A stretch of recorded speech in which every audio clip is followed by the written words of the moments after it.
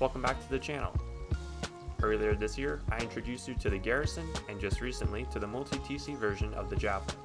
Both are fantastic small group bases with an emphasis on online raid defenses, aesthetics, and features. Combining what I've learned from those two bases and other community builds like Wurst's Alamo series, I've created one of my most defense-rich bases to date. Introducing the 2x2 multi-TC version of the Garrison. A trio to small group base that caters towards active players who want a unique, aesthetically beautiful, and feature-rich base with as many practical defenses as possible. One of its main features is its defensive shell that consists of inner and outer peekdowns for online raid defense. The shell is foundationally split into two external wings to upkeep the bulk of the battlements. Where the parts meet, the gaps are almost completely concealed by the frames to make the structure appear to be a single cohesive base. Besides its peekdown defenses, the base is expandable in stages from a 2x2 footprint. You can tailor the base to fit your playstyle or budget upkeep. The base can be easily enclosed in a compound with various gatehouse and external disconnectable TC designs. Inside are lots of opportunities to outfit it with various deployables and ridiculous amounts of storage for PvP playstyles. Each level has respawn redundancies to give you more chances to defend your base. This forces raiders to deal with continued resistance even if parts of the core have been compromised. This is the total cost for the build, which includes all structures and deployables, and the combined upkeeps. In terms of raid costs, 2x2s can be very difficult to make expensive to raid without large footprints or several layers of honeycomb. The fact that this base is built around a 2x2 with only one sheet metal corridor layer puts considerable limits on its durability. Assuming that raiders hit the right side, the cheapest route to the core TC and main loot is about 21 rockets. To reach all loot rooms, raiders will need to spend about 25 rockets. To take over the base, raiders will need to invest an additional 14 for a total of 39 to disconnect your external TCs from you. However, for raiders to actually reach the external TC, they'll have to spend 6 more rockets on each external, or 12 for both, or about 51 rockets for a full raid. Those numbers do not factor in the compound, the auto turrets, and the fact that you will hopefully be online to shoot back at the raiders. While it's certainly not the cheapest or strongest, it is on par with similar bases in its category. Ultimately, these bases are designed for the fun of repelling online raids. With that being said, let's take a tour of the base. From the outside, we enter the compound through one of the two Alone in Tokyo style gatehouse entrances. The gatehouse provides excellent visibility to check for door campers or engage players on both sides of the walls. Past the airlock, we have two semi-secure large boxes to temporarily dump loot. Entering into the compound, we are greeted by multiple auto turrets and external battlements that cover most angles within the walls. This also allows us to safely refine resources with two large furnaces without the fear of grubbers.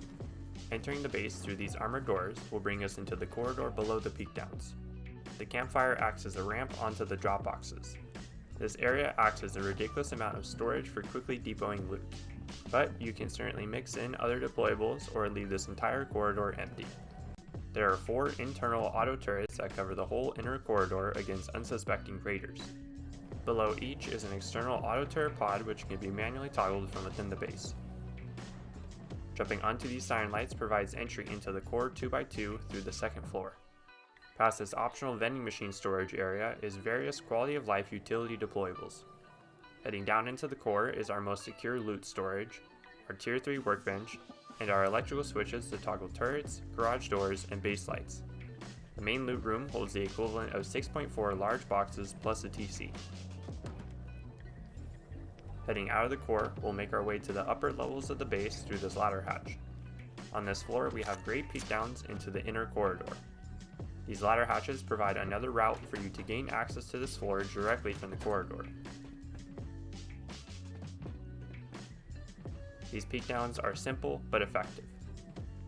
The sheet metal and stone frames provide extra stability to the peekdowns to ensure the majority of them will survive throughout a raid. This access chute leads down to the space below the peekdowns, which allows you to quickly get to the ground floor or surprise raiders with a unique angle. Through this airlock is a quick exit into the compound to sneakily flank players or retrieve the raiding equipment of a downed raider. In the center of this battlement's floor is a partially enclosed bedroom to respawn and re-gear at. Heading up this ladder hatch brings us up to a window gallery to look out of or fight players that may be on your roof. I have this room as a redundant respawn point, but I encourage you to customize this area how you see fit. Through this airlock brings us to the roof battlements. These roofs, while being simple, provide excellent protection and angles. Above this is our mini-copter landing pad with hangar. Finally, we'll make our way back outside the compound to one of the two external disconnectable TC designs that is 100% non-soft-sidable. Simply break this twig half wall to temporarily reduce the building privilege if you need to replace your main TC, then replace the twig and sheet metal frame to restore the connection. Let's jump into the build. First, find a reasonably large, flat area. Start by claiming the area with a starter unit. Build out a 2x2 with the last square missing. Use 3 double door frames with sheet metal doors when you get the frags for them. The TC goes in this corner facing this orientation. At the frontmost double door frame, you can instead use a single door frame for a temporary airlock. In the TC room, place a box in front of the TC, then 2 more in front of that one. On the outside of the base, build a temporary twig foundation, half wall, and then a half height floor. Back inside the TC room, build a triangle floor at half height and put 2 more large boxes on top of it. Furnish the rest of the interior with starting items as you see fit. Once you acquire your first garage door, replace the TC room sheet metal door with it. Upgrade the door frame to sheet metal, then adjust the box placement as shown. If you end up needing more room, you can expand into this extended starter version. Build out the final square of the 2x2 and use temporary twig stairs to get access to the second floor. Use a twig floor to make wall placement easier. Build these respective walls, single door frame, and double door frames. Occupy them with sheet metal doors. For the ceiling above the entrance, upgrade it to wood. In front of the entrance, use a temporary half-height wooden shelf to make getting to the base easier.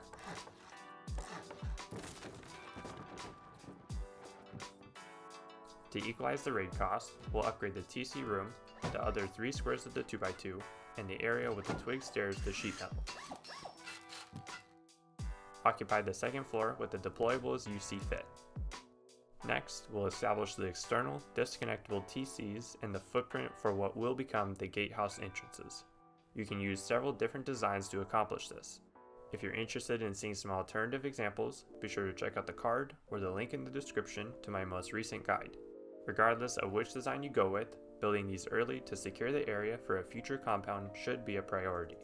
On the left or right side of the base entrance, start by placing 2 triangle foundations followed by 9 squares.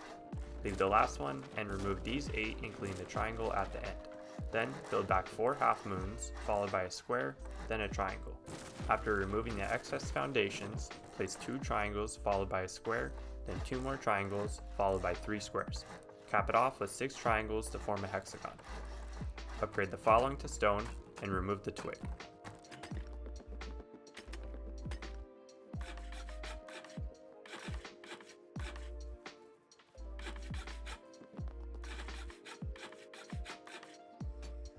Place a TC centered in this triangle. Do not upgrade this half-height wall past twig.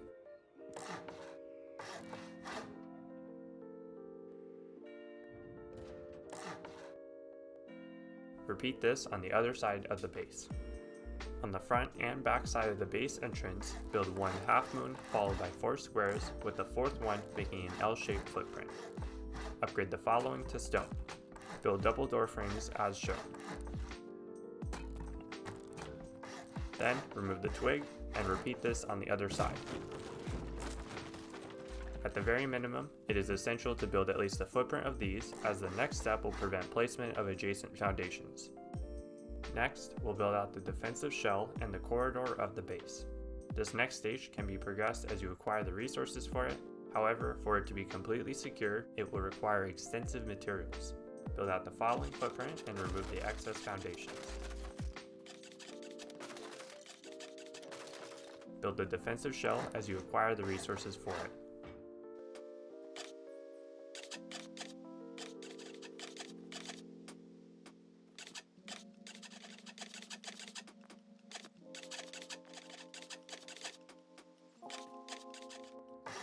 Make sure to flip this door frame so that the hard side is facing you.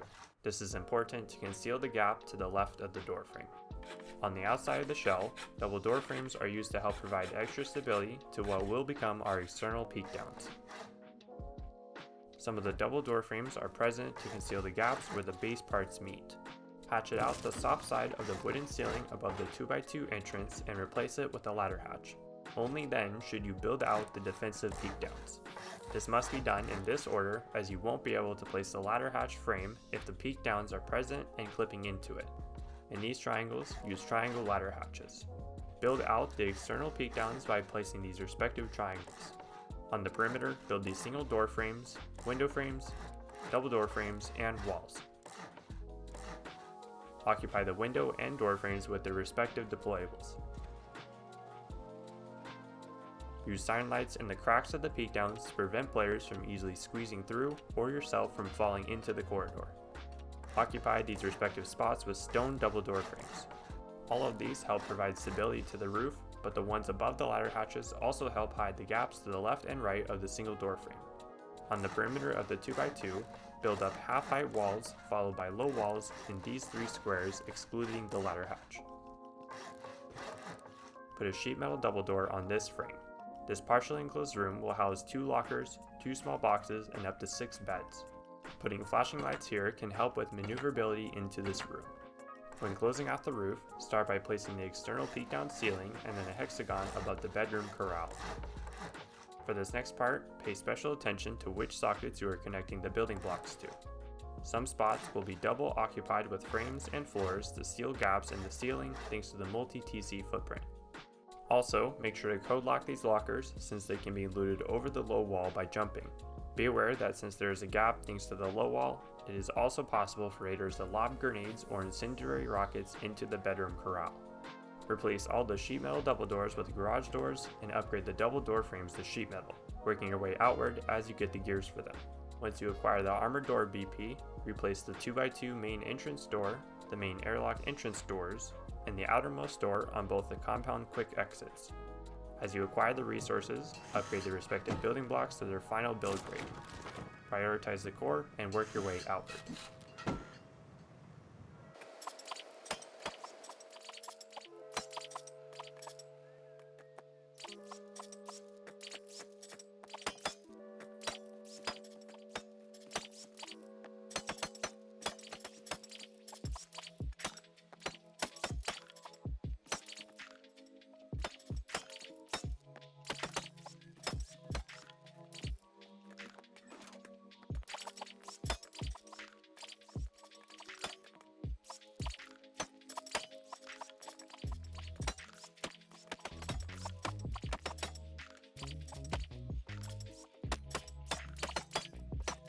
When upgrading these door frames to their final build grades, make sure that they are rotated so that the conditional edges of the building blocks are present to better conceal the gap. Be aware that the conditional edges are actually only aesthetic and will not expand the hitbox of the wall to prevent players from potentially shooting rockets through the gap. The reason why we still do this is to have the appearance of a single cohesive connection in the hopes that raiders will not notice the gap weakness. Remember to upgrade the foundations to sheet metal. Some of the double door frames will get upgraded to sheet metal, while some will remain stone. We keep some of them stone as their hitboxes are slightly larger than the sheet metal and will help better conceal the gaps where the base parts meet. Upgrading the floor of the internal and external peek downs to sheet metal will extend its durability from indirect, repetitive splash damage. Upgrade the external disconnectable TCs to their final build grades and finalize the interiors. At any point after you've established your external disconnectable TCs, if you've got the resources and a high external wall research, you can build out 2 gatehouse entrances to establish a proper compound. For demonstrative purposes, I finished upgrading my base prior to establishing a compound. In actuality, while you should definitely be making upgrades from the core outward as you get the resources for it, getting a compound up as early as possible will provide more protection, allow you to expedite your resource manufacturing with large furnaces, and establish yourself in your area. If you followed the build order properly, we should already have the gatehouse footprint established. Single door frames go on opposing corners, and the rest becomes window frames. Occupy the middle door frame with a double sheet metal door that swings outward towards the entrance. put 2 large boxes in this corner. These boxes will not be very secure, so consider code locking them to slow players down from easily looting them through the window if you get killed while it's picked up. Also, don't leave high value items in these. They're strictly meant to temporarily store loot to get you back to a fight without having to fully get into your base to depot. Once you have all the structures established, you can now place your high external walls. At the floating double door frames of the external TC, place your first wall parallel to the half-height triangle so that the wall is clipped through the frame like shown. Then, place the second wall next to it, making sure it's as straight as possible. If placed correctly, 2 more walls will perfectly fill this gap in line with the back left corner of the gatehouse. Repeat this process to fully enclose the base with the compound. I highly recommend you practice on a build server and frequently use the Alt key when placing walls to ensure your placement is as straight as possible. It will require a great deal of precision and experience to consistently line the walls up every time to avoid the gaps, so builder beware. You should also know that if you use this external design, in the event that the floating double door frames are destroyed, you will not be able to replace them unless the high external walls are not present, as they will block placement of building blocks and clipping them through the walls. Lastly, we'll put metal barricades on the gatehouses and on these external TC triangles. Next, I'll show you my recommendations for final furnishings. In the corridor, I prefer to have a ridiculous amount of storage to depot loot and furnaces to securely refine resources. To increase maneuverability, I put this campfire to act as a ramp onto the boxes. I usually replace this wooden half-height shelf with 3 siren lights to eliminate the wood upkeep. In the TC room, a vending machine fits between this box and the wall. Place it as close as you can to the wall and the TC. Place a barbecue with a small box under it in this corner, and a locker between them and the vending machine. 3 sleeping bags go in front of it. Eventually, the tier 3 will go against this wall. Place it as close as you can to the sleeping bag. Then a large battery goes in this corner facing this orientation. Later in the video, I show you the schematics for this circuit. If you plan on using multiple electrical circuits, I recommend hooking up critical infrastructure like auto turrets to this battery as it's the most protected. Small box goes under the tier 3. 3 large boxes fit in front of it. Make sure to leave a small gap between the second and third box so you can access the small box under the tier 3. So long as the garage door is open and the frame is sheet metal, you can fit 4 large boxes below the ladder hatch. Against this wall in the core of the base, I like to keep remote switches to toggle turrets, garage doors, and base lights. Outfit the second story as you see fit. In this current configuration, you'll see with a bit of patience I was able to squeeze a CCTV station, the second large battery, a barbecue with small box, a fridge, another locker with 3 sleeping bags, and a mixing table. 4 optional vending machines fit nicely in this square with the ladder hatch. If you somehow want even more storage, you can put drop boxes on many of the walls on the second floor and in the core. Occupy the external auto turret pods and corridor triangles with auto turrets. I usually equip these with MP5s for personal reasons, but pythons, or better yet bolties, will also work exceedingly well. The last major expansion we'll be making to the base will be adding roof battlements, a mini copter hangar, and power generating on top of the base. We'll build the roof battlements starting with a window gallery room to check for or fight players that may be on your roof. I like using this area as a redundant respawn point with 6 sleeping bags and some small boxes, but I encourage you to use this area how you see fit. Occupy the frames and windows accordingly.